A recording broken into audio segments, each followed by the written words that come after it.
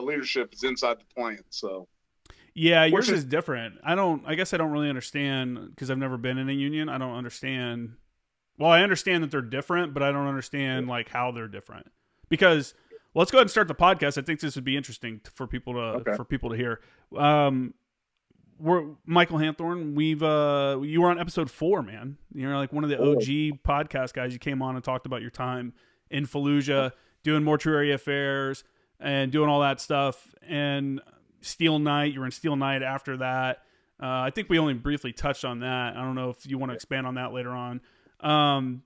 But then you got out, and I want to touch on that stuff because we're going to talk about like PTSD and then what kind of treatments you've gone through and think are, pretty helpful for veterans and stuff, and what the VA has offered you. But first, I think we were having a conversation before we started about unions. And so you work in a union shop. How does that work? How does that differ between like a construction union?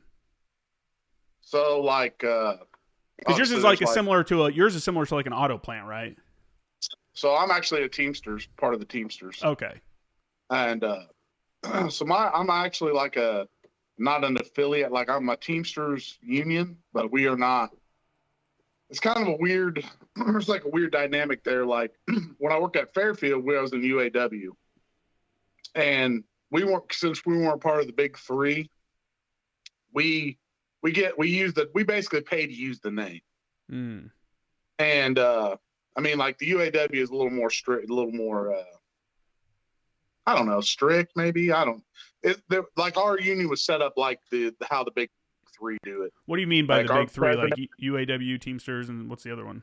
Like the big three, like Ford, Chevy, like the auto plants. And so like in a UAW shop like that, like the union leadership does not work inside the plant. Like there's stewards, and they basically do, like I'm a steward now in my area, and they do everything. Like you got in trouble, the manager wouldn't even come to the person, they come to the steward, and then like I go, like I'm a liaison between the company and the employees, and then I would take the grievance or whatever to farther up to in the leadership of the union. Mm-hmm. So like my plant, since we're kind of we're affiliated, we're Teamsters, but we're not actually like Teamsters, are not like truck drivers, UPS.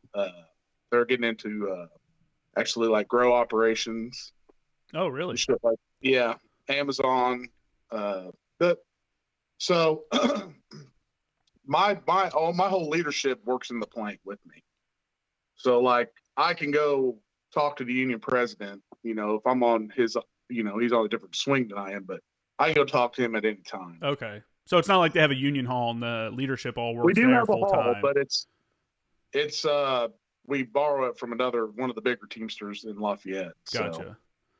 What are your thoughts on like the Starbucks, baristas are all like unionizing and stuff like that, and Starbucks is saying like, hey, this is going to drive up prices, and they're shutting down places, and it sounds like they're trying to stop unions from going and stuff like that. What are your thoughts on that?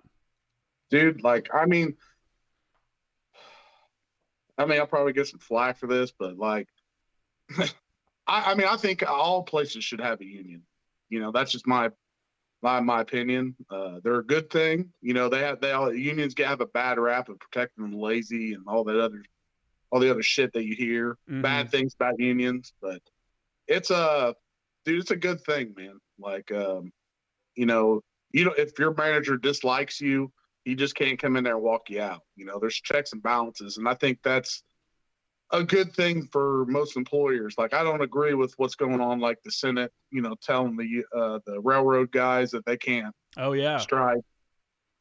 That's part of, and I understand like the economical impact it would have if the railroad went on strike. But I mean, how about you give those guys a fair contract and let them, get more sick days and whatever they want, man. Like I've done a little bit of research on that, and like a lot of the workforce for the railroad is like older. Like they hired a lot in the early 2000s, and a lot of the guys they hired were already in their 30s, like my age, like 38, our age. So they're close to retirement, Mm-hmm. you know, and they're not that. That's a very important industry for the Americas in a whole. And with an aging workforce, you know, you don't have the time, you know, you're not giving these guys, I guess it's not, I don't know what to say. It's not appealing to go work that job if you're going to work all the time and have no life. Yeah. You know, I mean, that's the same reason a lot of people get out of the military. It's like, you know, the benefits are pretty good, but not that good, you know? Exactly. Like, you gotta, yeah. I mean, you got to make this job appealing to the millennials, like our generation millennials. Like, you know, they want time off. They're not, you know, whatever you want to say, boomers. And everybody I've talked to that worked in the railroad industry loved it. You know, yeah. I had a cousin that worked in it. And I also, when I deployed to Iraq in 2009, when I was Motor T, one of the reservists that was attached to us, or maybe a couple of them, worked at the railroad. And they were like, dude, it's one of the best jobs. Hours are great. I mean, there's long days and then there's like a lot of days off and stuff. And then the retirement was supposed to be pretty good. I'm not read into what I know about the strike, but I don't really know the details of it. So I can't really give an opinion on if I thought it was good or not. But if they're so vital that if they stop working, it's going to shut down the entire country, then maybe they do deserve a little bit more pay or something like that. You know, that's an actual pretty vital industry. Then, like they're showing you how vital they are by saying, hey, if we stop working, it's going to put the entire country into a gridlock logistically right before the holidays. But again, I don't know any details about it, so I don't know my opinion, or I don't really have an opinion on it. But yeah, you know, it's one of those with unions. I guess I listened to a lot of the stereotypes that you're talking about, like the, you know, protecting the lazy workers and stuff. And I've talked to people where it's like, if you're on a job site and some unions are so strict, it's like, hey man, can you hand me that board or can you saw this off real quick? And it's like, no, you can't. I can't. That's not my job. That's so-and-so's job. You got to go get him. And it's like, come on, man. Like that is inefficient as fuck. You know what I'm saying? Like, so I get the point where they're protecting the workers and stuff, but I also see where people are saying like, hey, it's making people lazy because they're the guys that are like almost like the barracks lawyers, you know, that are like, no, Section 4, Rule 3 states that I will, you know, whatever. I mean, and then we also see a lot of these unions that are heavy donators to political parties. And I know a lot of people in unions don't necessarily agree with how their funds are being spent. And that's made some people want to, you know, leave unions or not want to pay dues, you know. In Indiana, one of the states where they can't force people to pay dues. Yeah, it's right to work. Right to work. Is that what it's called? Yeah. Were you there when it changed? Yeah, I was, you know, and my thought on that is, you know, like when you go through orientation to hire into my plant, like we tell you we're a union shop, you're going to be trained by union people. It would be bad, you know, you can get out of the union or you don't have to opt in, but I mean, you're being trained by union people. Mm-hmm. There's lots of other jobs, especially in our hometown that, you know, have no unions, that if you want to go work there, then you should work there. That's just my opinion. Like, we all paid our dues. Like you just pay the dues and just use it as like I'll tell people maybe you'll never use the union, but it's cheap insurance. Mm-hmm. You know that you have a bad day and you mess something up and they just can't fire you for it. Yeah, it's just and that's how I spin it to everybody. It's just cheap insurance, man. Yeah. Do you think the cases of people saying like, hey, it's harder to fire people because, you know, you can't just fire someone if they mess up, like, yeah, you have that case. It breeds like, I mean, you know, in the military, man, there were so many people that were just pieces of shit, but there was nothing you could do about it because it takes forever to kick someone out of the military. So you just had this person hanging around that, you know, did no work almost. Yeah. I mean, of course you're going to have that, but I think the cases of that are so slim. Like, I mean, in my shop, I mean, there might be a handful of guys that are like that. Yeah. But I mean, you get that I can't anywhere. say it on air, but you know, like there's ways to get those people out. Yeah. Well, it's just something I've always been kind of interested in, because I've known a lot of people that are, in unions and work in unions, and I hear a lot of like the news and the pushback against unions. Especially, I think a lot of people really dislike public sector unions, the ones that are working for the government, because then it's like, hey, you have these people that are lobbying against the citizens, the people that are paying their salary. You know what I'm saying? It's not like a private sector one where I make a good and I sell that good. The government, like that's completely different. So interesting talk though. I know that's probably a different way to start the podcast, but you're kind of involved in all that. So I thought it'd be cool to talk about. So like I said at the beginning, man, you came on episode 4. You came on another episode too. I should have wrote that down. You came on like 30 something. Yeah. Was that one? That one was audio only, also, right? Yeah. This will be the first one that everybody's got to see my fat face and big head. See your ugly mug, bro. No, those were really good episodes, and I'm kind of bummed. There's some such good episodes in the first ones. I wish there was video to put on YouTube, because I think they'd be really popular, because ones like yours were, just such an interesting take on what happened in Iraq and stuff. And I don't know. It's just like, your experience in the Marine Corps was completely different than mine, even though we were both in during the Global War on Terror. You did 2 pumps to Iraq, just, heading over to combat zone, and then you got out. Whereas like it took me a few years before I even got my first deployment, and it was pretty chill because it was at the end of Iraq. And then, once I lat moved, it picked up some, but I got to go on like Muse and see the world and shit. You just went to Iraq and 29 Palms and back to Camp Lejeune, right? Yep. No travel. I didn't get to land in like Norway and Budapest and Germany. Yeah, I see a lot of people. I think we've been all this shit going on with Russia and stuff. I think there's a lot more people going to Norway. There's been training rotations there for a long time. Maybe it's just becoming more like I'm seeing it more in the news because of everything that's going on over there. But that would have been a cool deployment, right? To like, it would have been a freezing ass cold, because those dudes do all the extreme cold weather stuff, like plunging in the ice water and stuff. But I think it would have been sick. Dude, like your deployments, like the Muse and stuff, that was like, of course, I guess 9/11 happened and I signed up. So, yeah. But, like, I remember, Gunny Paul came over with those cards or whatever, like the keychain, like all the shit that you want to do. And I was like, man, traveling the world, like, be awesome. And I'm not saying my deployments were terrible, but, like it was cool, like you land in a foreign country and like, that's just to be out. But for you got to explore, like you got to go to Beijing and not Beijing. I got to go to Hong Kong. You got to go to like these cool like places that like very few Americans get to see.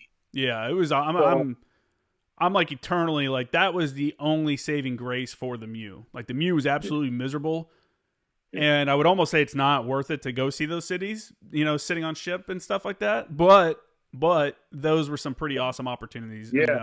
Going to Singapore, seeing where this, we both like F1. So seeing where they race there around the Marina Bay and stuff like that. Going to, where was it? Bahrain, and getting to race on the go-kart track there next to the F1 track and stuff. Like, that's such a cool opportunity. Like experience, dude. Life's all about experiences. Like you say it all the time, dude, like on the podcast. But that's a great thing about the military for like you, like guys that like now, like a lot of guys that might go in now. Yeah. They might get to experience that. And it's you got to take that. I think that's just great, dude. Like people, like you say, people need to get outside the United States. They need to go to states. Check out different states. That's true, dude. Because like, we've been going to Arizona. My in-laws live out in Arizona. It's freaking awesome, dude. Like, I'd never been there. Yeah. But like, we went to Sedona this year, and like, it was every day we pretty much hiked. It was just awesome, dude. When you're in a place like that, so Indiana is like, it's just, there's so much agriculture and stuff where we're from in Lafayette that like going hiking and stuff like that, really, you have to travel to go do that. Where in places like where I'm at now, like in San Diego or in Arizona, different places there, hiking is just like right out the door or right down the road. It's, you know, like going out and being outdoors. And it seems like it just promotes the want to get out and do stuff. You know, I'm by the ocean. So like, why not go down and walk on the beach for a couple miles or something, you know? For sure.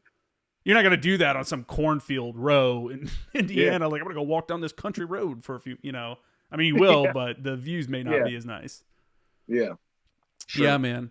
Do you want us, for the people that haven't listened to your other episodes, you want to give like a kind of a background of your, you know, synopsis? Yeah. Just so everybody can kind of be up to speed. Yeah, man. So I went into Marine Corps from high school in 2003, went to boot camp, San Diego, Hollywood Marine here. Went to MCT, did guard, did all that.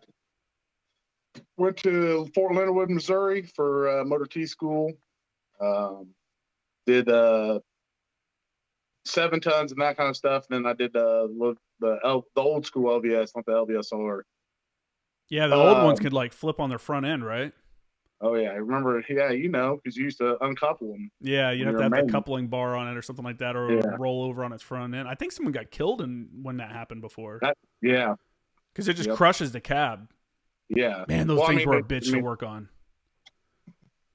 Yeah, but then after that, I went to 2nd Transportation Support Battalion, the Red Patchers, in Camp Lejeune, North Carolina, French Creek. Basically deployed in 04? No, 03. I don't know, man. I get all the dates confused, but I think it was 2004. Yeah, 2004. August of 04, we went to Taqadum, Iraq, relieved Alpha Company. Then we did, once we relieved them, we did a bunch of convoy surge ops into Fallujah, Camp Fallujah, which is right outside of the city of Fallujah. For the push, we didn't know what it was for, but, you know, obviously we were just convoying 2 times a day. And they asked for volunteers for my unit. They were going to go work with the grunts. I said, yeah, I'll do it. End up getting my whole unit got tasked to do mortuary affairs in Fallujah. Did that for about a month and a half. And while they did the push through Fallujah. After they got done with that, I volunteered again, me and a couple buddies, went did the BAT system when we started letting everybody come back into the city, which is like an ID card. Basically, you take fingerprints. It's like a driver's license, basically. Mm-hmm. Did that, and then came home. Went back 6 months later to Al-Assad, Iraq. Basically, the whole deployment, we did pretty much just straight motor T stuff. You know, we did Operation Steel Curtain. You said Steel Night, but it was Steel Curtain. Oh, yeah. Up towards the Syrian border. You can look it up on Google. It was kind of like a little Fallujah.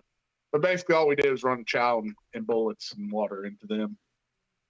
It's nothing too crazy. How did the IED threats like change from 04 to 05? Was there any kind of changes in that? I mean, it was a 6-month period, but well, the 05 and a lot of the 04 one was 155s.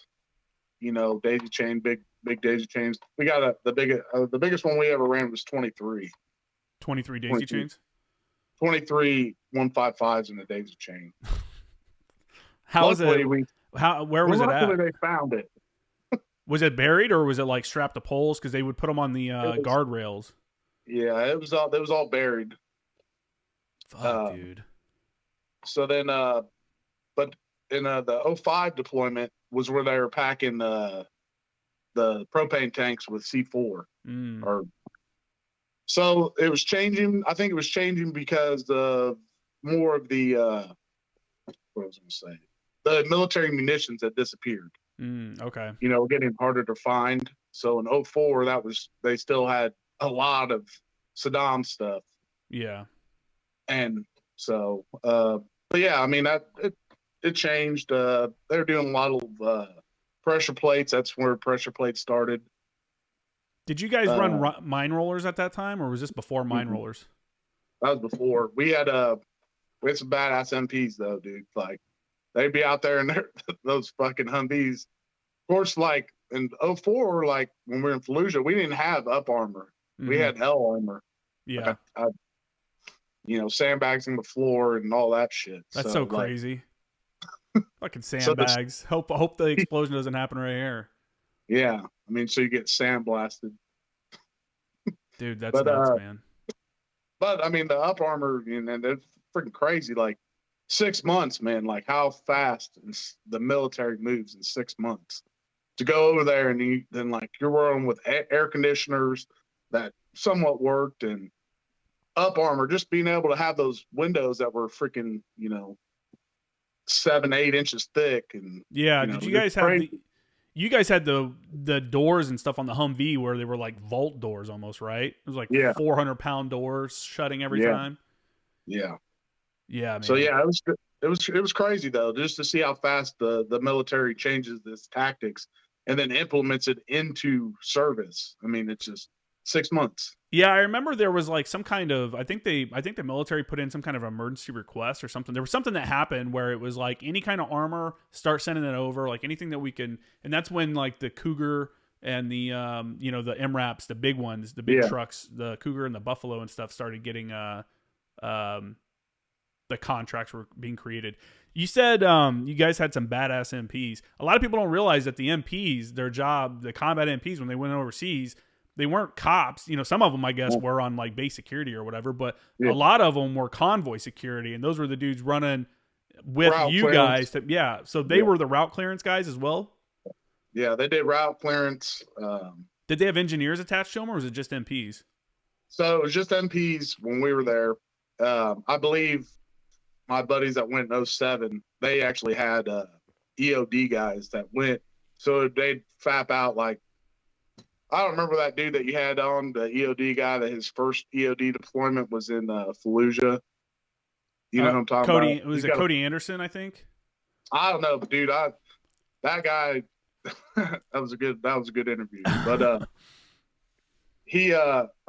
but now I think they had EOD attached to him, or they staged EOD against the convoy routes, or they did something. They had to. It was kind of weird. So a lot of times what happens is when, for those that don't know, when you're out on a convoy and if you identify something that's suspicious, you can either, if you think it's an IED, you're supposed to, I don't know, we investigated them in Afghanistan. We had called a holly stick, which was basically a long ass sickle. It was like a 20-foot, most of them were made of like bamboo or something. I think they started making them like commercially that had like collapsible rods, but we had these like bamboo sticks with like a hook on the end. And you throw that out there and like start scratching for the tripwire or the pressure plate, Yeah. And if you found something, then you'd back off of it, and then you'd call up EOD, and then they would come in and dispose of it. However, either walk up and cut the shit out open and just pull it out like a maniac. Sometimes they pull out their rug. Some of those dudes, I remember going out one time and this dude was like, I'm sitting there talking to the EOD guys. We're like looking around this compound that's supposed to be an IED making facility. And I'm just like walking next to him, talking to him as we're moving around the compound. And he's over here with his knife just poking shit. And I'm like, what are you doing? And he's like, I'm looking for like pressure plates or something. I'm like, get the fuck out of here, dude. I'm going to get away from you, bro. Trying to set some shit off with me right next to you. Yeah, sure. Didn't you hit an IED on your second deployment? Yeah. Just a trailer. Well, yeah, but still. How big was the IED? No, but my buddy Tippins, he got hit by a fucking 6.155s. It like blew him out of the cab. Oh fuck, dude. Yeah. Luckily, dude, I don't know, man. Like he landed on his feet supposedly, like from what he can remember and what everybody said. But like I was like, damn, dude, like that's so crazy, that's just man. Crazy. Yeah, the threat of the IED is like sketchy, right?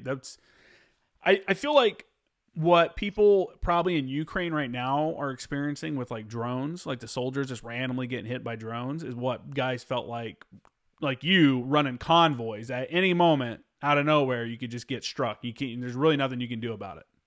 Yeah. I think it was crazy. And like the second time, like on my way to AQ, like they had a 7-ton with a bobcat, not a bobcat, a backhoe on the back. Mm-hmm. And it got hit by an IED right in front of me, but they buried it too low So all it did was flip over the trailer. Thank God. But yeah, just like, did like a low order debt.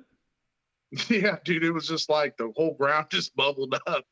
It was just fucking crazy. You see, there's a video out there of like a Humvee. That's what I was just getting ready to say. That's a waste of a minute. Whoa! Holy shit!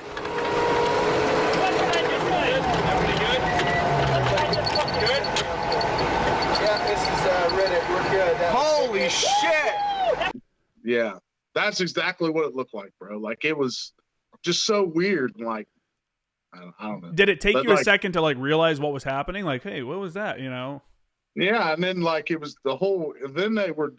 So I think this was the second time they started this. So they do like an IED in the road. Mm-hmm. Then they knew what our what's it called? The SOP was to push past the ambush point. Mm-hmm. So they would put IEDs on the side, like where you would drive. Okay. And like, so like, I was like, I don't know what the fuck to do. Like, do I push past? I mean, I don't want to get blown up. But yeah. That's the worst thing though, right? The indecision. Like, yeah, not really knowing. Because this, we're like, I mean, like maybe 12 vehicles into this convoy of like 40. So I have 28 other vehicles behind me. Dude, that's so crazy. Yeah. What was it like cruising through Iraq in these giant convoys like that?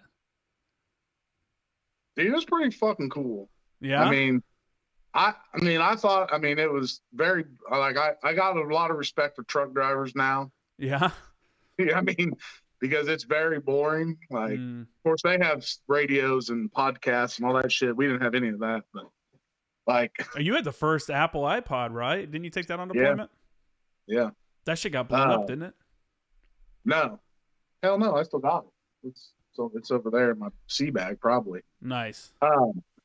Dude, you can blow that thing up. That thing is like indestructible. It's literally a brick. People don't know what the first Apple iPod or iPod looks like. Look it up. It's like there's not even. It's got buttons on it. It's not even like the swipe and stuff yet. Yeah. Yeah. Yeah, dude. It was. Yeah, it definitely changed. But back to the original question. Yeah, they definitely changed their tactics a lot. Mm-hmm. We would adapt to the IED threat of wherever, and I think that was the whole military in general. Like, especially you guys in Afghanistan with the homemade explosives, and like you had to adapt to that because the mines the metal detectors and shit wouldn't find that stuff. Mm-hmm. Yeah, it's they would use low carbon rods and stuff like that. I'm not gonna get into like I guess how they make them, but it's like they would do different things, and they also had to adapt as well to like adding that low carbon rod. But they also, the problem with the homemade explosive or IEDs in general is that it's almost indiscriminate unless you have someone on a radio or have someone on a pull cord, to set it off. If it's a victim operated IED, then it's indiscriminate, and locals can hit that as well. And that's something that like the Taliban and stuff realized in Afghanistan. And they're like, we're losing the PR war, because we're killing civilians also, which, they care way less than we do, but they knew that they had to do something about it. And they started making like pressure plates that it would only activate if the tire was as wide as a military tire. If it was just a regular car tire or like a moped or something, that it wouldn't activate it because it wasn't wide enough to set off, to fully make the connection. Shit like that. It's like, fuck, man. I don't know, man. IEDs were fucking shitty, and I'm glad I never got hit by one. Our Afghans got hit by them, and obviously I know guys like you that been struck by them and shit. But my shit was easy, dude. I'm pretty sure mine was a mine. It just pretty much popped the tires on the trailer. Oh, it was really? Nothing it wasn't nothing crazy. They didn't like blow the trailer apart or anything. I mean, it just damaged it, but I mean, nothing crazy like. Nothing crazy, just a mine. I just ran over a mine. No biggie. Like I seen, I don't want to say his name, but I had another buddy that got hit by a toe popper and it like blew his tire up like right in front of me too. It was just weird, like because like up toward the Syrian border, there's a lot of we call it moon dust. Mm-hmm. Yeah. You know what I'm talking about? You might know what I'm talking about, but like. they would bury it in the top, and then they'd let so many vehicles run over it, and then it'd finally get to where it was hard enough to set it off. Yeah. Okay. And he was like, again, like 8 vehicles in the front of the convoy, and like 7 other vehicles ran over it, and then he was just the unlucky fucker that got it. Damn. Yeah. Did you guys? I mean, I imagine the IED threats were worse in the city than somewhere like up by Syria. Out, it's more desert. No, right? actually, dude, like up there, because they would just go out there. There's no, there's no real bases around, like, so they could go out there and bury the shit. Yeah. And I had the threat of, we didn't have drones and all the stuff that you guys had later on. Yeah, it helped, man. I mean, we saw a guy. I remember I was talking to someone on one of the last episodes about when we had I can't remember. I think it was 2-9. I want to say it was 2-9 was relieving us in Afghanistan. And I just told my buddy, Eric Wilson, I was like, hey, man, like, area's kind of dying down. This is wintertime. It's not the fighting season in Afghanistan. It's like, I was telling him, like, the only fire missions we've really been doing is setting base plates and, like, some Illume missions or something. And, this is during the turnover period, and their advance party was there, so the leadership was all there, and we were having like a handover to our counterparts. And like the first day they were there, one of the convoys was out. What was it? No, it wasn't that one. Okay, we were sitting there, and our PGSS operator, which is the blimp, saw a guy in the road putting in an IED. Exactly what you're kind of talking about, and so it's funny because right after we said, hey, there's nothing really going on in the area, then suddenly there's a dude putting in an IED. I get called in. Me and the JTAC are spinning up missions. I'm doing HIMARS. He's doing something off a Harrier. I think mine was actually quicker for some reason, which didn't normally happen. And they went ahead and approved, we got a shot off from HIMARS with no one ever being there. This is never anyone. We're seeing it all from cameras and stuff like that. We could see that. The part of my job was to like target the area and make sure there's like no structures that it's going to damage, that the strike's going to damage. During the open, we're watching to make sure there's no civilians or anything around. Like we know the radius that we need to keep anything outside of. So, take all that into account and then do the strike. Yeah. But yeah, you're right, dude. It's not like we just have to get eyes on physically anymore. There's so many like assets that are out there between blimps, drones, cameras on, like you see at sporting events when they have those cameras up on like the towers and stuff, we set those up on bases and stuff. So, and we found guys like that as well, Yeah. And I think that's us adapting to their tactics. And then obviously that's the things of an insurgency. They adapt to what we do. So yeah, it was cool being able to, as much as I didn't want to work in like a command center, it was cool to like actually know what that's like. To have the monitors up and you're seeing all the everything, you're like, now I understand, like when you see it on TV and they got 1,000 monitors, a bunch of bullshit, like that's not real at all. But it is like a bunch of big screen TVs with different camera feeds. I mean, we had probably, I want to say we had at least 20 different feeds of cameras and like blimps and stuff. You know what I'm saying? So it was like, if someone called something out, they're like, hey, we're taking contact here, or whatever, we could just swing a camera over real quick, get an exact location of where they're being shot at from or whatever's happening, IED strike or something like that, and, either do a strike or send out help or whatever. So it's a cool advantage, but, we're not going to be the only ones on the block with that kind of technology anymore. No, especially not with the current climate that we're in right now. Yeah. Yeah, man. When you got out of the Marines, I know for a few years at least, you were always like, man, I might come back in, I might do it. Do you think, did it bother you that you got out? Like after you got out, did you regret it? Was it something, because a lot of guys get that feeling, For sure. I actually tried to go back in, but so my buddy Josh, I'll just leave it at that. He went back in. He was only out for like 6 months, and he went right back in, and I was on medicine and shit for the VA for PTSD, and they basically were like, the recruiters were like, dude, you got to be off that shit for like a year and a half. And I was like, all right, I could probably do it. And then it was like, I got back with Jesse, and life kind of took over, and But yeah, for sure, I regretted getting out, man. Like I don't think you really realize what you have while you're in, but then you come out and you don't have that. Like there's a lot, you have a very good support system inside the military of guys that understand you and understand, you know, what you've been through. They might not have been there with the situation, but they understand. And then you come out here to a bunch of people that you think don't understand. Is that, I like how you put that you think don't understand.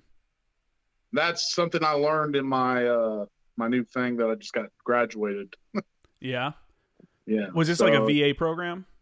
Yeah, man. It was a super, like, I'll tell you how I got into it, but like, so I was having some issues. I know, you know, but I was having some issues with my memory loss and that kind of shit. And so I wanted to get checked for TBI.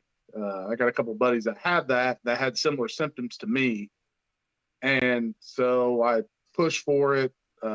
They sent me to Indy, and they basically gave me dude, to me, it was like an IQ test, bro. Like It was fucking hard.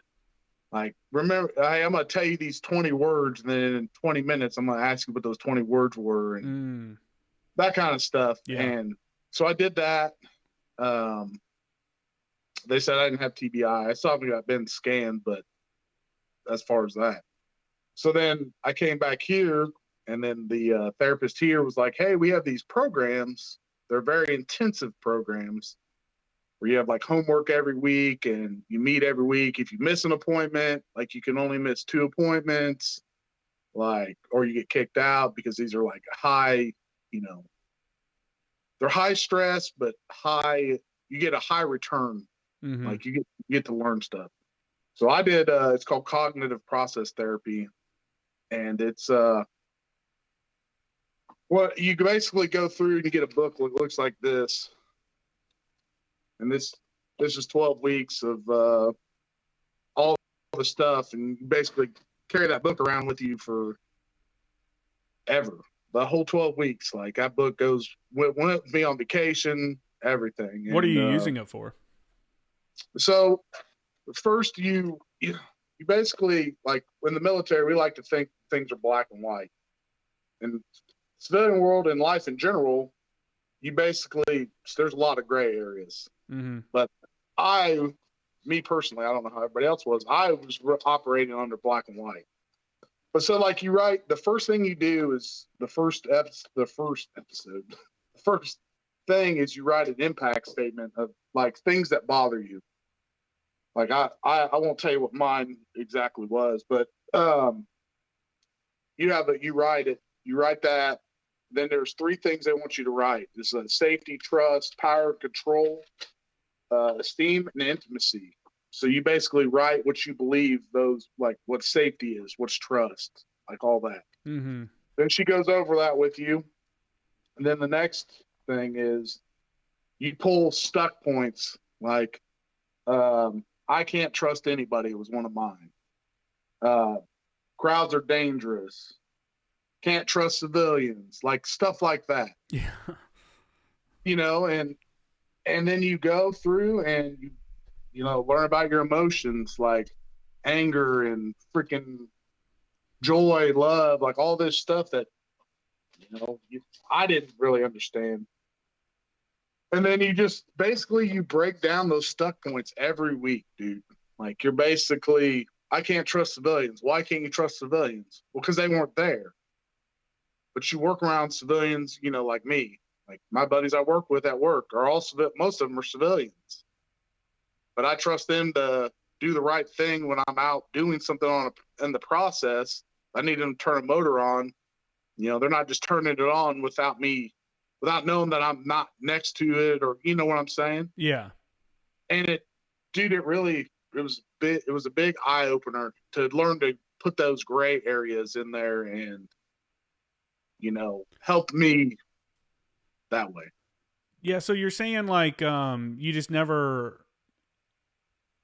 you never broke out of that military kind of mindset, I guess? No, never. And it's taken this long. When did you get out? You got out in 2008, right? 2007. Yeah. Yeah. And so how, I mean, you've been dealing with PTSD, right? This like, I think, didn't you say like pretty much everybody that was on the mortuary affairs detail was dealing with PTSD? Yeah. Everybody. Do you guys talk to each other about like what works, what doesn't? Like, how does that, is there like a network of you guys where you guys keep in contact? Well, actually, I mean, I got to see, well, some of them that were with us because we had a buddy that, you know, took his life last year. So we had to meet. I didn't even know about this therapy. But a lot of them are doing other things, you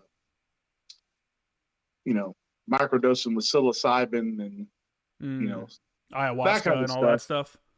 Yeah. And, which is awesome. And I think that's, you know, I'm all about whatever, dude, like whatever makes you feel better, where I can talk to you. Yeah. You know, and I said it in the last one, everybody that you served with wants to see you at a reunion or that. No one wants to go to your funeral and have a reunion at your funeral. And I think that's, you know, people, man, I said it in the last one too, like we already did the hardest shit we're ever going to do. I think, you know, you might have some trials and tribulations in the civilian world, but there's not people trying to blow you up. There's not people trying to kill you every minute of every day. Like, dude, the civilian life it's not for everybody. I mean, it probably took you some adjustment to get when you got out. I mean, yeah, I mean, a little bit. I mean, it was, for me, it wasn't as bad because I got out and I had like 70 something days of terminal leave because I never went on leave. I was always deploying and shit. So I took that time and got to like just kind of chill. And then I started college, which was, I was going to school full time, but with that, you know, and you get paid through the GI Bill to do that. So I guess it was easier for me to kind of reintegrate, I guess, back into society. I remember one time when I was at Miracosta College, because I had to take some community college credits before I could transfer to SDSU because I took some college while I was in. And I was up at Miracosta in Oceanside, and I was part of the school paper. And we were going around. It was like one of those like man on the street kind of things where you just go ask a question and get responses from people. And it was like, have you ever had a near-death experience was the question. And then I remember we went up to a couple people, you know, and they would say no or yes or whatever. And we went up to this one chick and asked her. And this guy next to me was like, excuse me, you should say trigger warning before asking that. And I was like, what? And I thought he was joking. I like look over at him. He's like, that could be extremely traumatic and they may not want to know. And I'm like, yeah, but what is me saying that? How does that change anything? You still don't know what I'm about to say. And I started going back and forth with this dude. And the girl I was with, you know, she's like 19 or 20 or something like that. She's in the journalism program as well. Or either way. She's like, no, come on, you know, don't worry about it. And it wasn't like I was going to fight the guy or anything, but it was just like, you don't hear something like that on base in the military. Right. No one's going to be like, trigger warning. You can't say that to me. You know what I'm saying? So for me, it was like little stuff like that. And then, you know, at this point I was gone for so long and I'm out here in California and I want to, you know, and I think people that listen to the podcast probably have heard me say before that I'm out here. I'm still in California because my kid lives here. You know, I'm not going to move away from where my kid is at. But that's almost easier for me to stay here than to go back home, right? Because I've been away from home for so long. I think when I would come back, I'm a completely different person than I was, you know, the 12 years before I joined.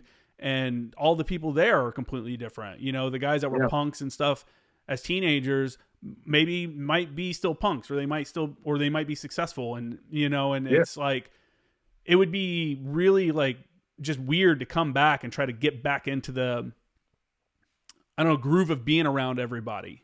You know what I'm saying? And maybe it was easier for you to first come back and hang out with all the friends. Cause you know, for those that don't know, we went to high school together, hang out with all of our friends again, because you were in for 4 years. Yeah. So I could see that being a little easier. I don't know. What are your thoughts there? I mean, it was, but like I got out and for the first 6 months, I didn't work. I pretty much just partied. And then my dad was like, all right, bro, I'm kicking you out, man. Like, our lifestyles don't jive up. And I was like, okay, cool. He's like, you got 2 weeks. So, like I had a job at this point, but like reality kicked in, and, I'm glad that he did that because it made me, shit or get off the pot and take life a little more serious. There's probably a lot of guys that do that, right? They get out and they're just living it up, because they've been in the military for 4 years, but they don't know when to stop. They forget to stop and actually start up with their new life. Yeah, and I tell my dad all the time, like not all the time, but like I appreciated that because I need that kick in the ass to get my ass motivated. Yeah, but then that's when all the symptoms arised because I wasn't numbing it because I had to go to work. You know what I'm saying? Mm-hmm. So then that's when I learned I had PTSD. All that other shit. What kind of symptoms were you having? Just having being in public, like just being in a large crowd, and I still have issues with it, but it's like anxiety in large crowds and stuff. Anxiety, yeah. I mean, I'm medicated, through the VA now, but being unmedicated was a fucking dude. It sucked. So a lot of people are like, hey, the VA over medicates and I don't want the medicine. You're pro that? Dude, I'm pro whatever's right for you. I mean, and like of course I had a psychologist through CPT, and then I have a psychiatrist, but I pretty much tell him like he's not like, all right, you have to take all this shit. Mm-hmm. I'm like, dude, I told him from the beginning when I first got back on medicine, like I don't want to be heavily medicated. Mm-hmm. I want to take this slow. And he was very receptive to that. So I don't know if that's changed because it has changed, obviously, because I was in 2012, I was on medicine and they were putting me on like Valium and Xanax and like all this crazy shit. And I'm like, dude, I have to work. Like I work at a factory. Mm-hmm. I can't be a zombie running a machine. Yeah. Like I have to have all my cognitive abilities. And how are you dealing with that? Like taking that much medication, was it really affecting you? Oh yeah, dude. Like, and then I finally got him to take I was on, first was Valium, Xanax, some shit for sleeping. And then I got it whittled down to it was a pill called bupropion, and I took that for a few years, and then I got tired of it towards like 2015, and I stopped cold turkey and was off shit for a long time, and then my symptoms really reared their head, and I got on to I'm on like a blood pressure medicine to sleep at night and for nightmares and some other shit. I can't remember what the name of it is. A lot of medicine, dude. Huh? I said a lot of medicine. No, I just take 2, 3, 4 pills a day. So well, at night. But before, like, I don't know, it's just so crazy. But if it's like you said, if it's working for you, you figure out the kind of the formula where you can live a normal life without being some drugged up, like heavily medicated person that can't operate, Exactly. Yeah. When you're doing this CPT,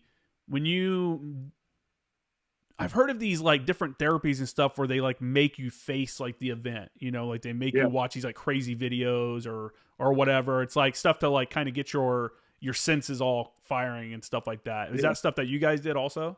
So we didn't watch videos, but it's very it's directed at whatever your hangups in life are.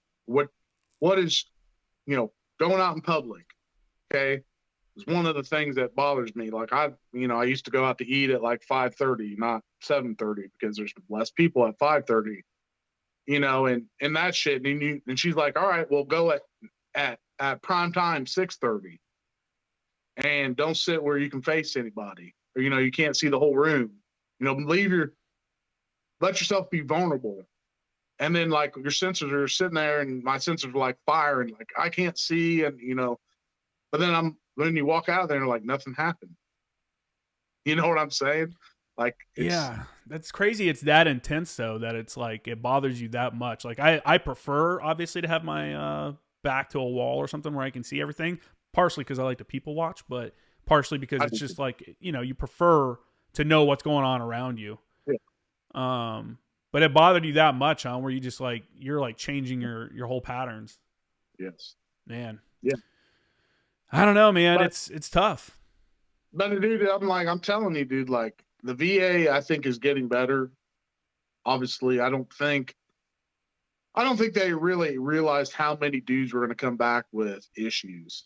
Mm-hmm. And I don't know what that is. Like, I think me and you've talked about it, maybe not on the podcast, but like in World War II, like those dudes came back and on a ship, and that they got that decompression period with their buddies. Mm-hmm. And, we just flew, 1 minute you're in a combat zone, the next minute you're at home with your family, and you've not processed anything. Yeah. Nothing. And I think that's, huge. I mean, that decompression thing is huge. And maybe that's just what I went through. I don't know, like with this CPT stuff. But it works. And I think, the VA needs to make sure that they tell dudes that dudes and chicks and everybody, that this is out there. Cause I mean, I didn't know this was out there, and I didn't even know it was a thing. Yeah. Did you guys, how did it feel once you got around the other group of people, like the rest of the people, when you said you had that kind of pseudo reunion at the funeral? Did it drive up more good or bad memories, like talking to the people that were there with you? Great memories. I mean, obviously it was a terrible situation while we were all together. For sure. But it's like Jessie told me that she never had seen me smile like that when I got back, because I was around all those people, all the dudes and the girls that we were with. Like I was around them all. It was great, dude. It was like, I don't know, like a reunion, but for a bad reason. But like we were staying in the hotel lobby, and there's like 40 of us, and we're just down there drinking beer and, laughing and catching up, and inside jokes are resurfacing, and yeah, it was really good. And for a while after that, of course, that obviously dug up some stuff for me. Yeah. But it was freaking good to see those people. Now and I'm terrible. I mean, I'm terrible about contacting people. I get busy in life, and now, I'm talking to those people like on the regular, like once a month. That's cool. So, yeah, you guys should meet up, and you do a lot of off-roading with your UTV and stuff. You guys should do some kind of like off-roading event. That'd be cool. Have everybody come out for a reunion like that. Yeah, man. That'd be sure. Sick. When it's great. It's definitely great, seeing everybody, and that you can talk to them because they were there. They understand the language. Like I said, you got these inside jokes, probably still talking shit to each other, just like you were back in the day. That's all the really good stuff. And that's probably just as good as therapy. And that's why I always tell people, on the podcast, I'm like, reach out, shoot someone a text, shoot someone a message, an email, a phone call, whatever. And just be like, what's up, man? Hope you're doing well. Because you never know where the conversation will go. Maybe it'll go unanswered, but maybe it'll be like, something that brightens your day, something that brightens their day, and you guys can like dig up some old memories. And even if it's just a quick conversation, that's really good to like maintain those kind of connections, because really they're family. Especially if you served in combat with guys, or if you were like in the barracks for a long time with the same group of people. You live and work with people more. You're with them more than you were ever with your family. Because I know, like you, when you're living at home, you're just like wanting to go out with your buddies and go do stuff, get out of the house and stuff like that. Or you're there with those people all the time. They're your buddies, but they're also your coworkers and stuff. And you really know who you can depend on. You really know who you can't depend on. You really know what strengths and weaknesses different people have. And I don't know. And again, the like I've said before too, is the diversity of thought, of having people from all over the country come together. So you're learning about stuff you've never even heard of. You're hearing people eat stuff that you've never. I mean, I remember the first time I saw someone eat seaweed chips. I was like, what the fuck is like you guys eat that? Like that's a thing, And then it was like, yeah, man. It's just like you get introduced to different things that you never would. So I'm all about the experiences, dude, that's what life's about, brother. I mean, it really is about experience. Are you a part of like any veteran organizations or anything? Are you like in the VFW or the Legion or anything like that? I'm in the 48, which is like a little local one. But I'm actually right now, I'm in the process of getting a veterans group started at my place of employment. Oh, cool. So we're going to try to go out in the community and obviously try to get more guys that are veterans to work where I work at. And then, raise money for like the veterans home and, that kind of stuff. And it'll look good because my company's actually British that I work for. Oh, really? So, and I think it would make our company look great, Yeah, and it's a good cause, right? Yeah. So. Yeah, that's cool, man. I see more of that happening where people are doing their own thing rather than joining these like VFW, the American Legion. Like guys from our generation are, there's stuff out there like there's PB Abate, which is an organization that was started by some GWAT guys. There's like there's all kinds of like little groups. There's like a group out here that's a pro cannabis veteran walk and talk, I think is what it's called, where they just go out and smoke weed and go on hikes and stuff and just kind of bullshit, but it's all these people that are just kind of getting together on their own terms rather than like the VFW, I think is structured, right? They have like a commander and like all that stuff. And a lot of people don't want to deal with that, or whatever it is. I mean, I don't know about like mine. So I've always heard that the VFW is not that great. Like the older guys don't like us younger guys, like the Vietnam guys, they don't really respect what we did. And like I always heard that. I don't know if it's true. I've never experienced it, but well, see, you got to go and experience it yourself, man. Can't let the word on the street. I'm not saying that, but I just, that's what I always heard. And, I'm part of the 48, which it's pretty cool. Like there's a bunch of dudes in there. I go in there, have a beer every once in a while and just chalk shop with a bunch of like old dudes. It's cool. Bunch of Vietnam dudes. There's a couple World War II guys, just chop it up with them. And, yeah. Is there now you have a motorcycle. Are there any veteran motorcycle groups you're part of, or is that a motorcycle group?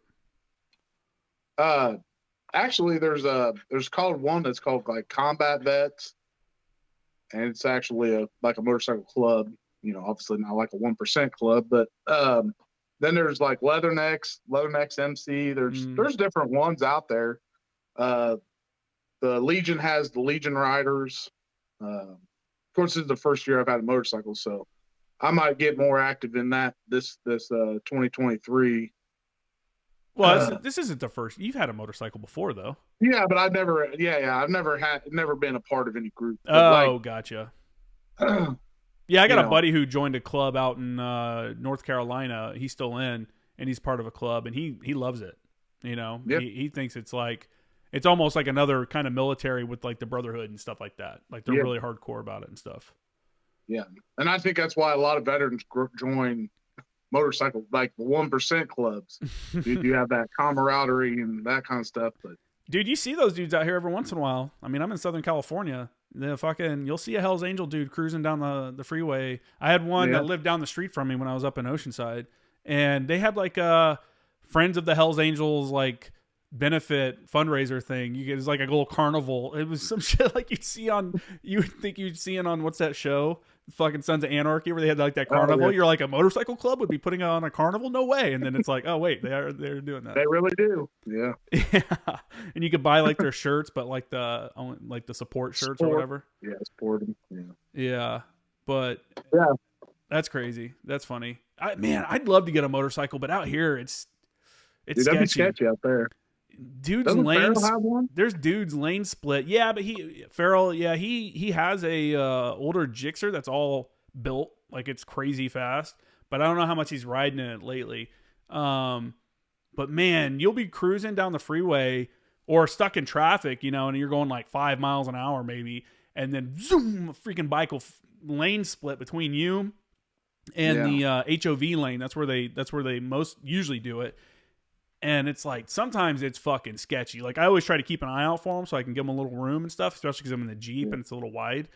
But man, some of those guys, Bear was one of them. Farrell was one of those people that would just do it at a crazy speed. You know what I'm saying? And I've seen too many motorcycle video like accidents where I'm like, nah. I mean, it's such a cool thing. You know, my dad bought us a motorcycle when we were kids and we learned how to ride on that, like a 65 Honda or some shit. And it was always fun. And then I rode one for a little bit, another Honda after high school. And I've always considered getting one, but it's like, dude, it's just so fucking sketchy, you know? And what's crazy is when I go back to Indiana and I see people not wearing a helmet because it's not required there. And when you drive down the road, almost nobody wears a helmet. It's like as common to see someone wearing a helmet out there as I don't know. It's just very rare. It's like maybe 10%, maybe less than that. I'm one of the helmet wearers now. Yeah. That was like the stipulation Jesse made. And like after the end of the season, because obviously it's December now. And I told Jesse, I was like, I'm so glad that you told me to wear a helmet. Dude, it's so much more enjoyable. Yeah. Like you're not getting hit in the face, and of course you don't get the wind and all the nostalgia of riding a motorcycle, but like, dude, it's nice. Yeah. I mean, I never rode when I was a kid, my dad, we had to wear one of those like old school, like cap helmet kind of things. Like go like right here. Yeah. Like every little kid had one of those that learned how to ride. But when I was like older and riding like my buddy's motorcycle, we never wore a helmet or anything like that. And it was like one of those like, oh, well, that'll cut down your vision or your senses, so you won't be able to. That'll cause the accident, you know. So you changed your mind once you started riding with one. Changed my mind 100%, dude. Like I'll never ride a motorcycle without a helmet. I mean, have you ever gone down nowadays? Huh? Have you ever gone down? Is that a bad question to ask a motorcycle rider? Yeah, I've went down. I went down when I had that fat boy. Oh, really? That old lady. Yeah, I had the old lady pull out in front of me. Luckily, I was going like 15 miles an hour and just like slid into her. Did you have a helmet on then? No. Oof.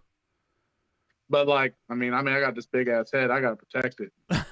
Yeah, probably had to get a specially made helmet for that dome. Oh yeah. After you had that accident, were you like, shit, maybe I should start wearing a helmet? You know, or did you keep going without it? Or is that justification? Like, it scared me though. It scared me. Like, that's one of the reasons why I got rid of that bike. Yeah. What are you riding now? Huh? What are you riding on now? A Road Glide, Harley Davidson Road Glide. That's one of those giant ass ones, right? Yeah, bagger. It's got like heaters built in, like all that stuff, like full speakers and all that. It's got radio and cruise control, and so it's not like the Gold Wing where it's got like all the comforts of home. Yeah, the Gold Wings are sweet though. No, it's just. I guess it's one thing you always worry about. Like, you're always sitting there like worried if not worried if you're gonna get hit, but like, when's this bug gonna smack me in the face or this and that. And the helmet don't matter. I just, it's just nice, dude. Yeah, it's not. Indiana, you got to watch out for deer running out in front of you and everything else. My buddy this year actually hit one on a bike. On his bike. Oh yeah. Shit! How fast was he going? Was he all right? Like 50. Damn. He survived. Dude, oh yeah, dude. He didn't even. It was so crazy because he's one of those dudes. He's like me. He always gets to work at basically the same time every day. Mm-hmm. Like, when he's not there, you're like, where the fuck is this guy at? And he comes rolling in like right at 5 a.m. And I'm like, where the hell you been at, man? And he's like, dude, I smacked a deer. I'm like, you're at work? He's like, yeah. He hit it directly. Like, it ran right out in front of me. He just T-boned it. But he was braking when he hit it and just basically stopped, and it like took the lights out of the motorcycle and destroyed the fairing and stuff. And he just was like a mile from his house. So he just turned around and went home. That's crazy. So he just like slid through it basically? Yeah. Well, he didn't split it, but like he hit it and then like just spun the deer out of the way. Dude, that's so wild. He's lucky he didn't like go over the handlebars and like slide down the road, I mean, he's been riding for like probably damn near 30 years and never hit a deer. Yeah. Man, that would be so sketchy. Out here, you got to worry about people hitting you. Out there, you got to worry about like livestock running out or like animals running out in front of you. Because you're do you mostly cruise out in the country or do you go in town much? I ride mine. I mean, I rode my bike. I almost put 3,000 miles on this year, and wow, pretty much most of that was going to work.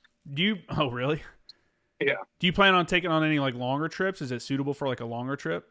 Oh, hell yeah, dude. Like, so my buddy Lear, one of the dudes I served with, he lives in Florida, and he's actually originally from Michigan.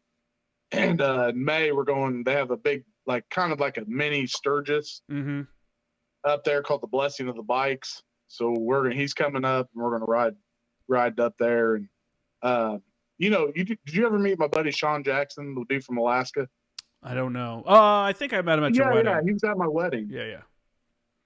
So he wants to ride down from Alaska, and we'll meet in Sturgis. Have you been to Sturgis before? Nah. So I've never been there for the actual event, but I've been through when I did that cross country trip, and on my way to see you, actually, you guys, I drove through there, and then I was going to camp up on the mountain because it's right next to Mount Rushmore. It's all like on the same mountain. There was like a storm rolling in or something, so I had to get some shitty ass hotel, but that was up by Mount Rushmore. But it was really cool going through like Sturgis and the town right outside of Mount Rushmore and seeing like that old mining town, like thriving mining town kind of vibe, where they have like the casino and they have like the little, here's the saloon and here's the old school like hotel and there's where the brothel was, and like seeing that shit. Yeah. That's always like super cool, I think. Yeah, for sure. Yeah, it's a good time up there, man. It was cool seeing Mount Rushmore. I got up there and watched it. Got to see it at like sunset, which was really awesome. Yeah, really cool area. Again, like we said at the beginning of the podcast, people got to get out and go see stuff. You know what I'm saying? It's like one of those things. If you've always heard about it or you've always wanted to do it, it's like just go do it. You have one life to live. Yeah, you have one life to live. There's when you look at the whole picture, the context of things, we're nothing. And in the eyes of the world, we're like here for a split second of the entire world's existence. Like, take advantage of the little time you have and go see shit. Put yourself forward or first sometimes, and like take a couple extra days off of work and go see some stuff. Like, I don't know, I just can't. I constantly meet people, especially out here when you're in the city and stuff, that never leave like their zip code really. They never like go more than a couple 100 miles from their house. And it's like you're missing out on so much stuff. And that's another reason why I always say, when people always compare the U.S. to other countries in like Europe, they're like, well, compared to Germany, this is happening. And compared to whatever, this is happening. It's like, dude, we need to compare like the entire country to like the entire European continent, because there's so much difference between you saw from like Indiana to like Arizona, or where you were at, North Carolina.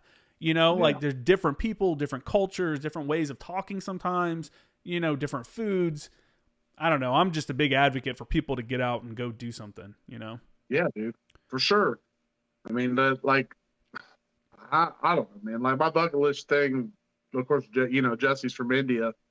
So she wants to go to India. And then our dual thing was we want to go on safari, dude. I think that'd be so cool. Yeah, that would be super cool.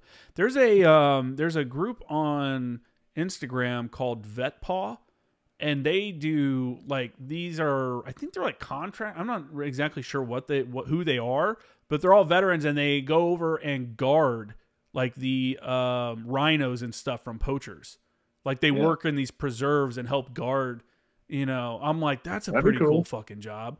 Yeah, I thought about like reaching out to them, being like, "Hey, I should come out for like see if I can come out for like a week or two and just shoot photos and kind of, I thought that'd be awesome." But yeah, dude, a safari would be sick.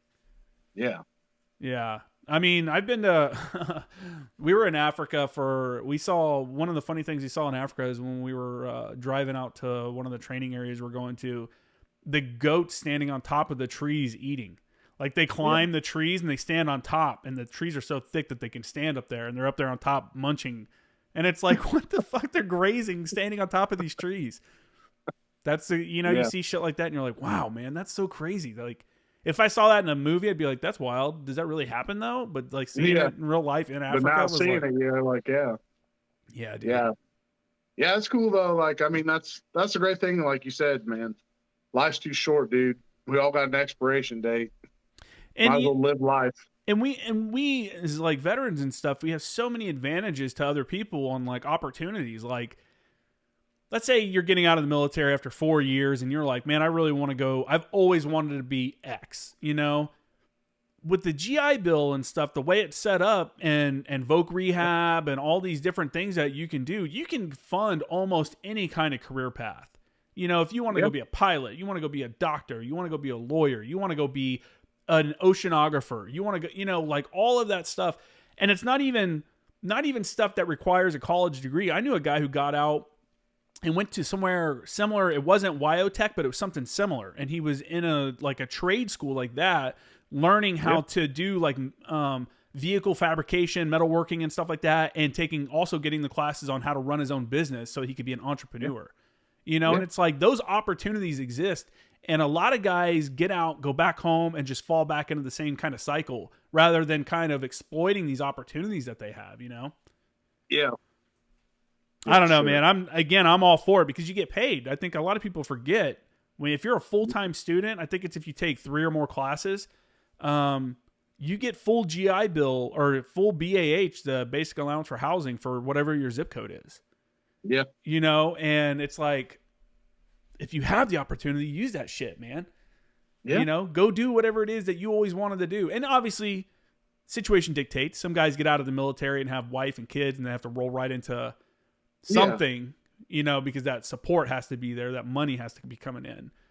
But, I mean, you look at, what's that one guy's name? He was a Navy SEAL, a doctor, an astronaut. It's like, dude. I know, dude. That's what I was about ready to say. I was about to bring him up. Yeah, dude. Like if that guy can go be a doctor, an astronaut, and a Navy SEAL, like I could go do something cool. Yeah. And he's like our age, dude. Like he's like maybe 42. Making me feel 42. bad. I'm like, I think his name's Kim. Dude, I don't know what his name is, but you can probably look him up. He has this is not sorry, no, this is a plug to Jocko, but he's on Jocko's podcast. It's like 3.5 hour podcast. Oh, you can plug him, yeah. Yeah, it's dude, he's the man's done a lot of stuff in his life, and he's had some adversities too. So Johnny Kim. Johnny Kim. I've actually watched that Jocko podcast. It was a really good one. Dude, like I was like, man, I was driving home and I'm like, man, I kind of feel like I hadn't done shit in my life. You know, and I think a lot of people get that, and the key though is to see that and go, you know what? I can do more than what I'm doing. I'm making a shit ton of excuses. You know what I'm saying? You don't have to go be Johnny Kim and become a doctor and all this other stuff, but you could probably do a little better for yourself. You know what I'm saying? You know, you could go for that next step in your career, go for that management position, go for that, you know, C-suite position or whatever. If you're in the corporate world, you know, like, why not? The thing I always tell people is when you get around like people that have done extraordinary things or whatever, and you meet these people, you're like, that's just a regular guy. This is just a regular person. And we put them up on this pedestal like they're these people that can do these things. And it's like, no, they're just someone that did that. You know, they just went and did it. You know, just get out and like get out of your comfort zone. Yeah, you just have to go do it. And if you don't, you can't bitch when other people do and they're very successful at it. You know what I'm saying? I mean, there's so many fucking haters out there that just hate instead of maybe reaching out to Johnny Kim and being like, hey, dude, like I'm interested in becoming a doctor. What, you know, those people are usually very receptive, especially if you've listened to them. Mm-hmm. Like I'm pretty sure if you reached out to the guests that have been on your thing, that have done extraordinary things, I mean, they'll help you out. Why wouldn't they? I think almost everybody said, you know, anybody can reach out to them on social media. Yeah, What I found through social media is that people are way more accessible than you think.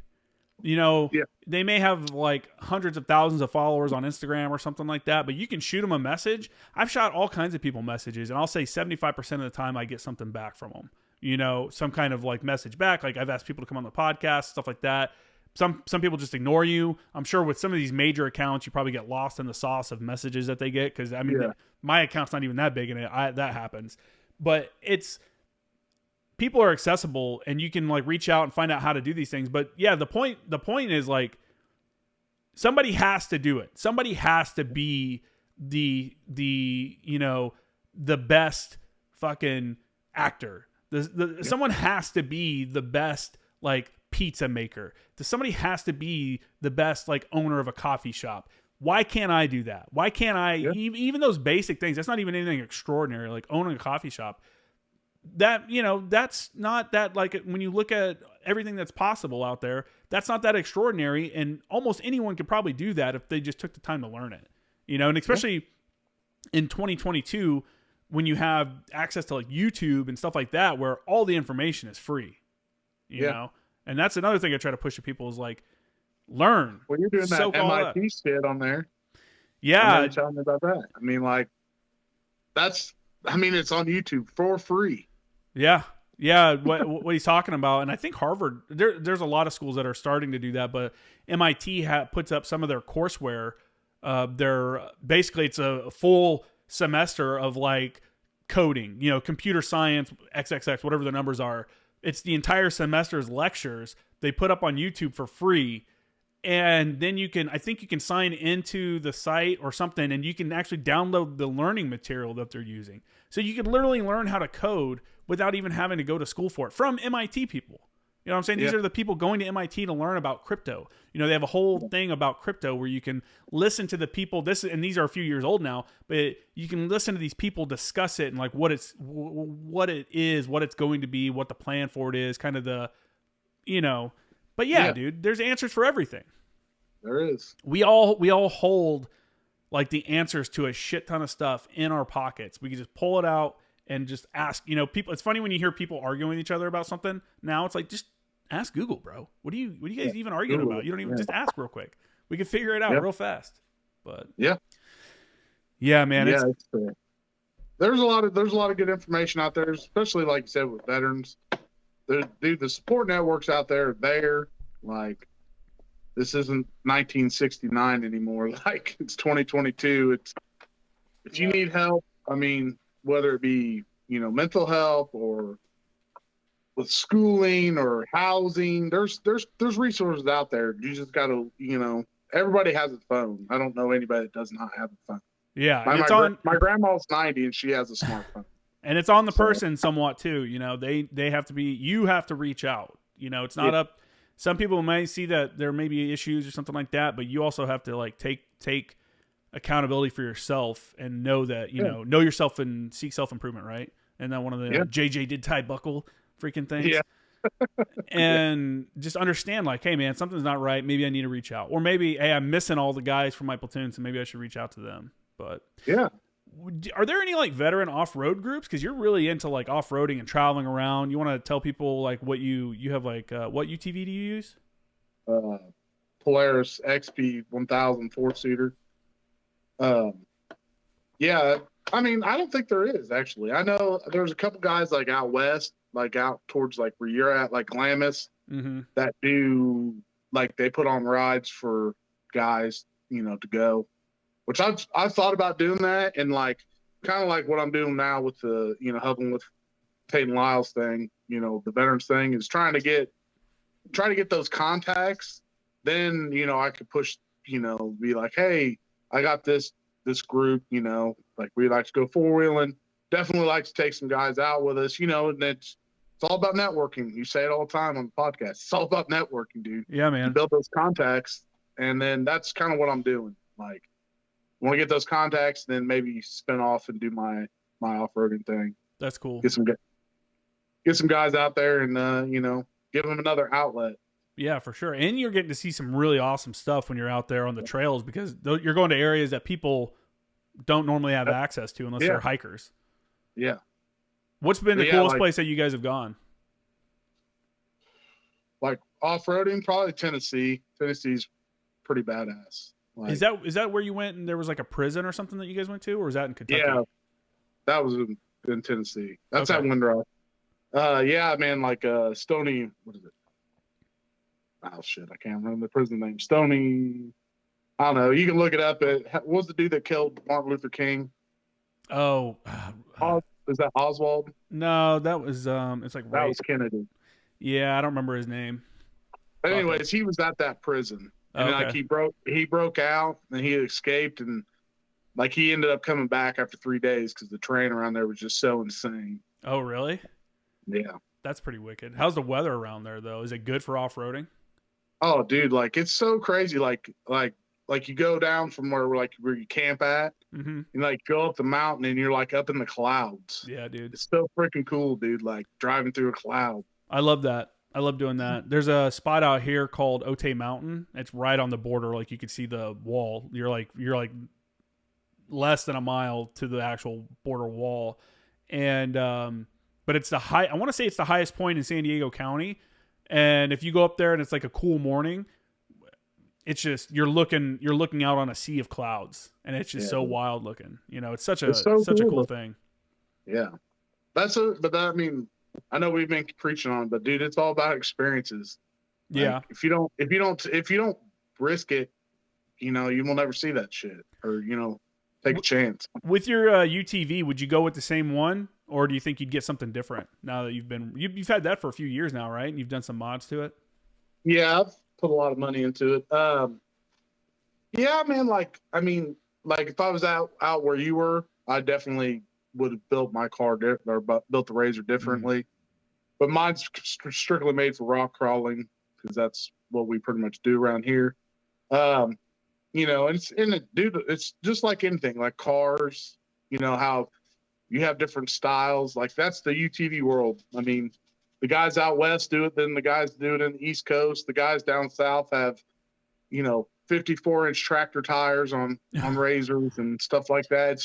It's cool, man. It's a cool niche thing. It's definitely got a lot more popular since COVID, which is awesome. Yeah. Because, you know, everybody was like, I got to be outside. I can't go do things inside, or I don't want to stay at the house. Yeah, for sure. Yeah, I bet out here they do a lot of desert stuff, you know, to get the tires with like the scoops on them. They go out to Ocotillo Wells or Springs or something like that. Yeah. That's a huge area for that out here. There's so much cool terrain. Like you can go, like I can go to the East Coast and, you know, still do the same stuff. Or I can go to Kentucky, Tennessee, do that. I can go to Alabama and go mud riding. I can go to the west and, you know, ride the mountains. Then I can go to Oklahoma to Little Sierra and ride in the desert. I mean, it's cool. It's fun, man. Getting off road and getting away from people is a really good time. Me and my kid went out to Joshua Tree. We went out and camped in Joshua Tree, which was cool. Got snowed on in the desert and Joshua Tree while we were camping. And then on our way out, there's this like 20-mile truck trail that cuts through like part of the desert area and then through these like canyons and stuff. And I was like, fuck it, let's take that, you know, on the way back, because it takes you right to the freeway. And it was just us out there. You know, I obviously made sure I had water and all the stuff I needed before.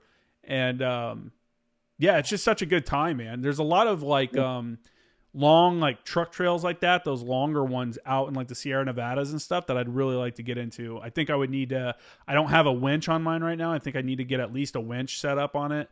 I've got the modified front bumper, so that has the. So you got the bumpers, yeah. Yeah, it's already set up for it. I just haven't got a. I mean, I'm not one of those people. I'm not gonna go buy it unless I'm actually gonna use it. I'm not gonna cruise around downtown San Diego with a winch on my for no reason. You know, pilot jack on your hood and stuff. Dude, there's some sick ass Jeeps out here, but some of them you're like, you never take that shit off road. Like, got all kinds of stuff. It's more for like a car show than it is for. Anything else. I think, you know, the car community is a really good community for veterans. I think a lot of people can get into that because you can tinker around, you know, and there's always like, there's a project for everyone, you know. There's those weird ass cars that some people really get into that's super random, you know, or people get into like the classic Mustangs. I know for a while you were huge in Mustangs. You had a Fox body back when we were younger and stuff. Do you think you'd ever get a car like that again? Yeah, definitely. I'm actually kind of trying to get into like classic motorcycles, like like an Indian. No, like old Harleys, like choppers, like that kind of style. I think it'd be cool to have an old World War II like Harley, you know. So actually, one of the guys that I know has a World War II Harley. Oh no shit! Are those? I mean, I assume those are pretty valuable. Yeah. I mean, it had 400 original miles and came with like all the paperwork where it was in Italy and. Wow. It's sweet. Like he has all the stuff for it, but like he owns a couple bars here in town. I'm like, dude, it'd be so cool if you just like put that in plexiglass and like put it up just so everybody could see it with all the paperwork and stuff. Yeah. It's like a museum piece for sure. Yeah. Did you ever go to Schwannick's in Camp Lejeune and the bars out there outside of Camp Lejeune, that Schwannick's place? I don't know. Maybe. It was a bar that was started by some retired sergeant major, like Sergeant Major Schwannick. And like when you walk in, it's almost like you're walking into a museum. It's like uniforms and glass on the wall. You go around, you go to the bar, and then like on the backside of the other side of the room by the bar, there's like a display case with weapons, all these old school like weapons and stuff from different like eras. I'm like, this is a bar. There's like the bar top is all old like buttons and coins and all this stuff like put it, super cool spot. I think it's closed now. I think that Sergeant Major died, and I don't know if they kept it open or not, but yeah, that's what that kind of reminds me of though, Yeah. That's kind of what, but yeah, I bet I'd like to get another car. But I only got so much garage space in the Razor, and yeah, takes up a lot. Oh yeah, dude, for sure. And then now I got the Harley, and then hopefully this winter maybe I'll get another Harley. I don't know. We'll see what happens. Is yours a 2-seater, or does Jesse ride with you on the Harley? Yeah. No, hell no. She doesn't ride it. No. She just. I mean, like I said, she was super against it. Like her one stipulation to me getting another one was I had to wear a helmet. So, like I said, I thanked her for it. But she's just not really into it. I respect that. Like, I wish she would go, like, especially if we go to like Sturgis or something like that, where you get to see the country on the back of a motorcycle. I mean, it's kind of as close as riding a horse as you can. Yeah, old school for sure. Yeah, I hope she does, but maybe we'll see. How much harder is it to ride, like, because that's a large motorcycle already, right? How much harder would that be to ride with someone on the back? I mean, dude, they do such a good job. They're so balanced. Like, as long as she leans with me and, that kind of stuff, not, I'm going left and she's leaning to the right. Yeah. See, that's one thing I never did when I rode motorcycles. I never had a passenger. I never tried it because I was always like, dude, fuck that. I'm not trying to go down with someone on the back. Then I feel bad. Yeah. But yeah, so yeah, hopefully next year she gets on it, but never know. Man, this is what's important, man, is having hobbies and having stuff to do to like keep you going and like have a reason to have a decent job, and want to like keep, I want to go to Windrock, this spring. So I got to work extra to save up and do, it's like that's good for you, It's the most important thing. What the hell else do you have to do? Like, I mean, the way I look at it, you literally right now you're in that part of your life where you don't have like huge goals you're trying to retire or whatever. Yeah. And that's your long-term goal, but like you got to have a bunch of short-term goals to get to that long-term goal. Yeah. Like, and you don't want to hoard all your money and stuff to the very end when it's going to be much harder to experience these things. Yeah, exactly. Yeah. And like, just, man, like for around here, like my father-in-law, like that dude, when they moved to Arizona, like he's big into like on-road bicycling. Mm-hmm. Like he is he out-hiked all of us, dude. Like he hikes, they live in Tucson. He hikes or rides his bike like 5 days a week. Yeah, there's maniacs out here in San Diego like that. And I'm like, dude, that's like, but that's it, man. Like he got out of here. He's no more dealing with snow. He can ride his bike year round. Like, it's all. That's why I keep telling my mom and dad, I'm like, you guys need to get out of here. Like when you retire, like go do something in the winter and then come back here. Yeah, for sure. That's I liked living in Indiana. I thought it was a cool place to kind of go to high school and kind of grow up a little bit and stuff. I think the people I met were all great people, but the fucking winters suck. It sucks. And it's like I've said before on here, like it's just enough to piss you off where you don't get enough snow to like have winter sports where you can have like ice hockey or you have snowmobiles out every day or something like that. In Indiana, you're getting snowmobiles out like once a year, maybe twice a year, like because there's enough. It's cold enough where you're just freezing the whole time, but you don't get enough snow to like maintain any kind of winter sport. Yeah. Yeah. I mean, we don't even have hockey teams. Yeah. Like you said, like there's no hockey. Yeah. But you go to Chicago, which is like 2 hours away, and there's hockey up there. Man, it's much colder there too, though. Right there on the lake. Lake, yeah. Yeah, it's getting. Yeah, I'm not mad about being in San Diego right now. It's a chilly day out with a high of only 62. It's like 40 something here. I've got my heater on. It's a little. Oh my god, dude! I'd have my windows open if it was 62. It's chilly out here, bro. You don't understand. I don't, I guess. No, it's not too bad. It's now like the only time I get like bad, not the only time, but like roughing it, going camping is the only time that it's like, oh man, it's getting cold out or it's getting hot out. Because out here, like if you're camping in the summertime, it's hot no matter what. Because this whole place is like the desert Southwest, so it's just super hot. And in the winter, if you're up in the mountains, you're gonna get snowed on. You're gonna get like, I don't know, which is cool because you have the opportunities. Like if I want to go see snow, I can just drive up to it. It's not here all the time fucking with me, people wrecking cars and shit like that. Yeah. Sure. But then you got to deal with all the high gas prices and taxes that come with living in California. So there's that as well.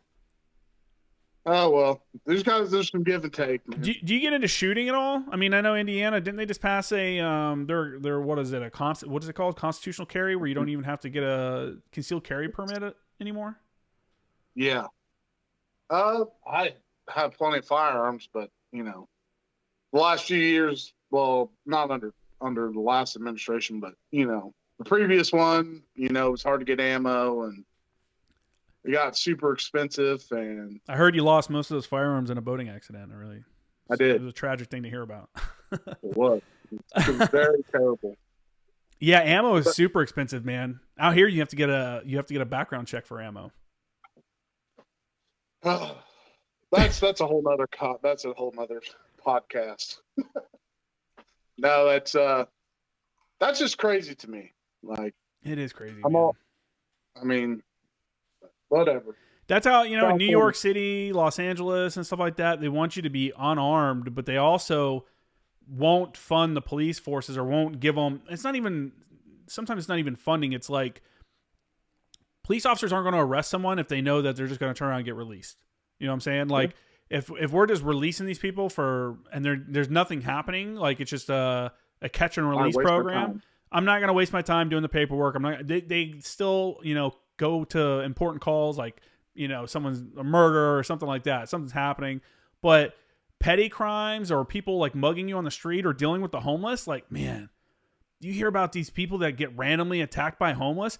You literally have to keep an eye on some of these people as you're walking by them. You know what I'm saying? It's like, you could tell they're out of their mind. And you're just like, all right, bro, like I'm keeping an eye as I'm walking by. And in my neighborhood, which is a pretty shitty neighborhood, so there's plenty of examples out here, you get to know who the local homeless people are. You're like, hey, what's up, man? Like, hey, as you're like walking around and stuff. And then you see the ones that you've never seen before. And you're like, who the fuck's this guy? I seen a homeless dude trying to break into an apartment building the other day across the street from me. I called the cops.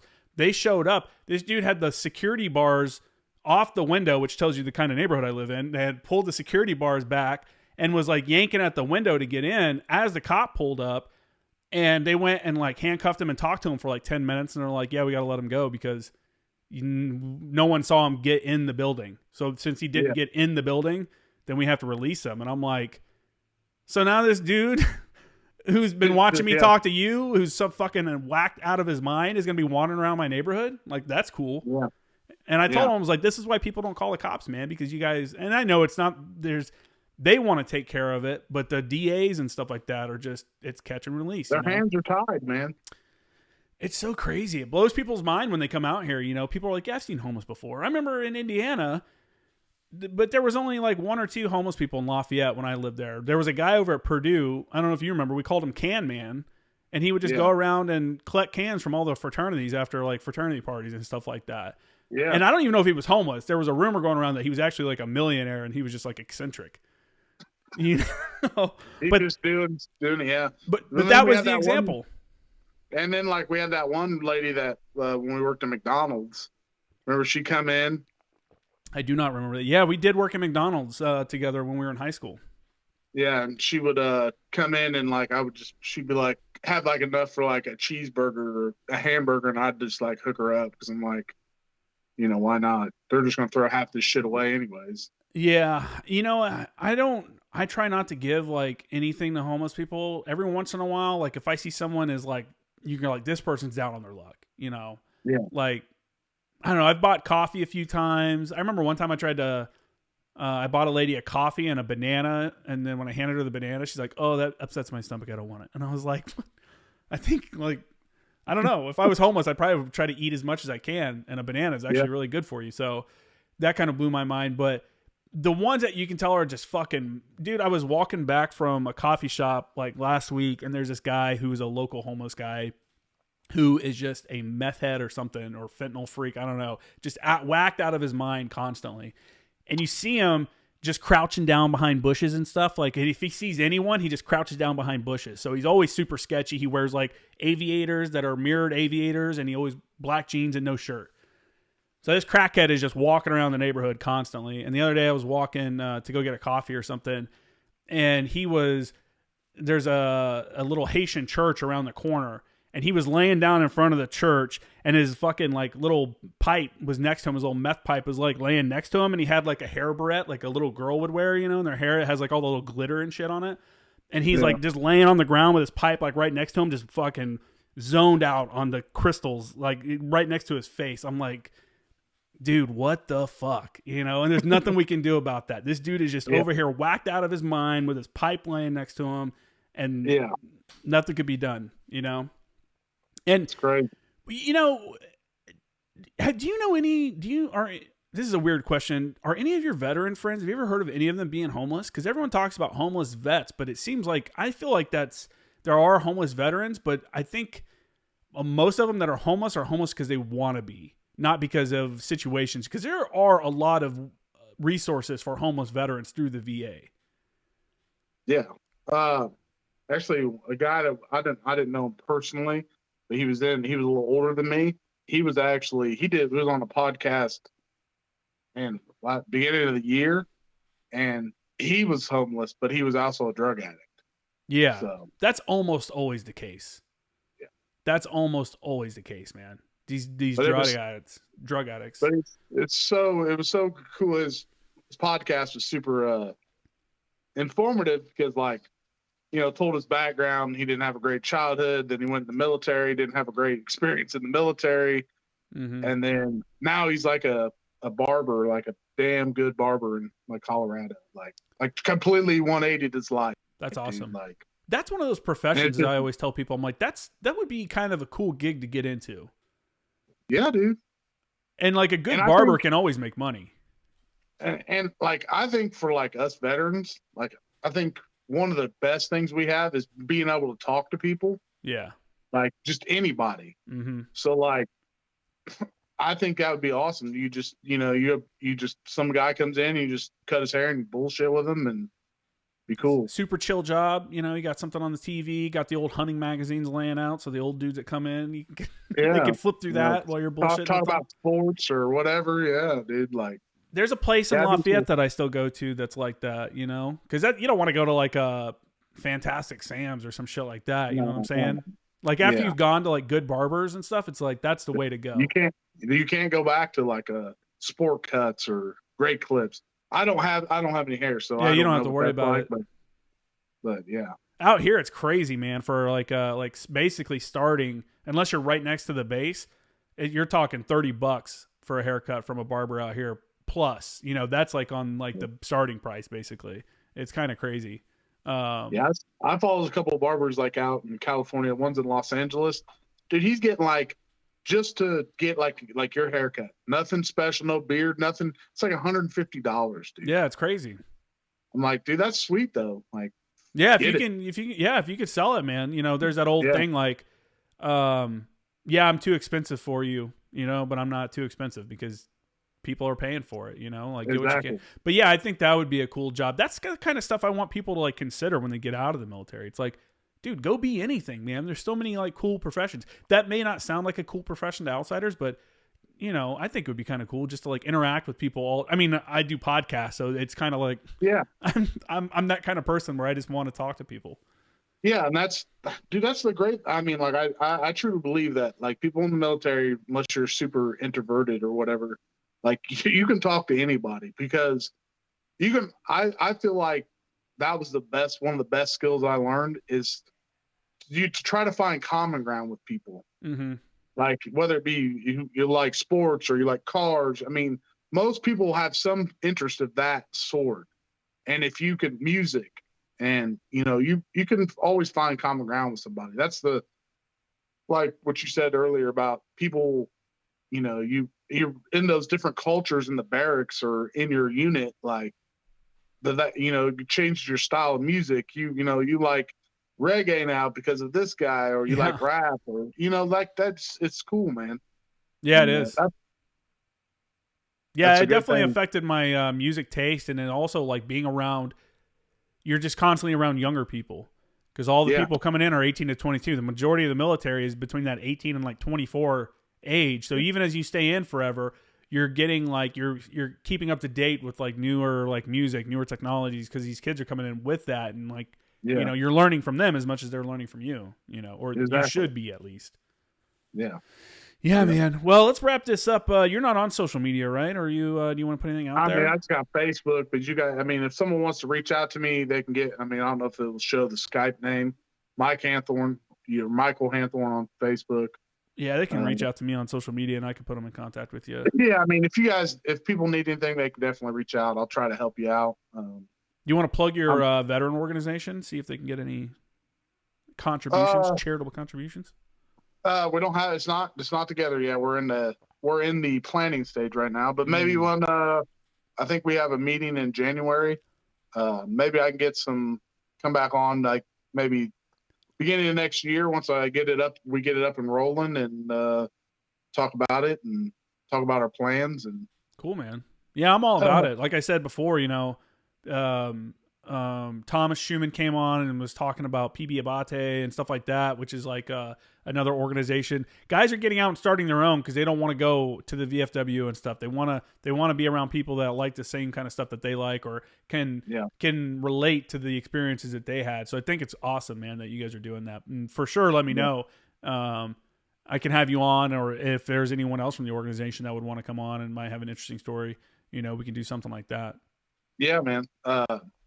Yeah, I've been trying to get more people from my units and stuff like that to come on and talk, but you know, not everybody's open to talk about their experiences. Yeah, I know. I totally get it. And you know, everybody's story is their own. I try not to pressure anyone. You know, I reach out. I have people reach out to me, and then I also reach out to people. And normally, if someone tells me no, then I really don't ever ask them again. If they tell me maybe sometime later, then I'll ask them like once or twice more, and then I'll just kind of let it be because they know the opportunity's out there. Like if I've ever asked you to come on, then you probably have an open opportunity to come on, you know, if they reach out to me. Yeah. Because I think your story's interesting or whatever, but you're right.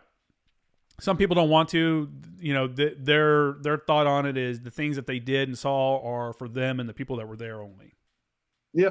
And I get that. But like the good thing I think too is I was going to say this before we wrap up. Like the great thing about this podcast is like for, you know, maybe parents of people thinking about going in the military or whatever. Like we didn't have this information in 2003. No. Like, dude, like I didn't know. Yeah, you had the books of Vietnam guys, or I don't even think there was books on Desert Storm at the time. I mean, so you're looking at a crazy, dude. But nowadays, there's so many podcasts, there's so many books. Like it's great for people to listen to these stories and see that you could be a motor T dude and might do mortuary affairs, or you could be a motor T dude and just do motor T shit, or you know you could be a freaking Navy SEAL, be a astronaut, Johnny Ken. Like I mean, the experiences are pretty much whatever, but I think it's good for people to listen to these podcasts or see them now. Yeah. And you're getting the reality of the job, not what the recruiter that doesn't know your job probably, unless he was in that MOS. You know, he's just telling you what's out of the book. Here, we're having people actually talk about it. Yeah, I think it's great, man. I'm so appreciative of the people like yourself that come on and are willing to talk about it. And I know it's a lot of people see it like I do, you know, guests do, that not only is this for like the people to learn stuff from, but it's a good like record of their service that their family can now have forever, you know, so your great grandkids can listen to you talk about your time in Fallujah or something like that, you know, or something, whatever. I know you don't have kids, but you know what I'm saying? Yeah. But yeah, man. Again, I appreciate it. People can check out my stuff. Patreon.com, look up Former Action Guys, support the show there. Go to J. Kramer Graphics if you want some custom stuff or unit stuff.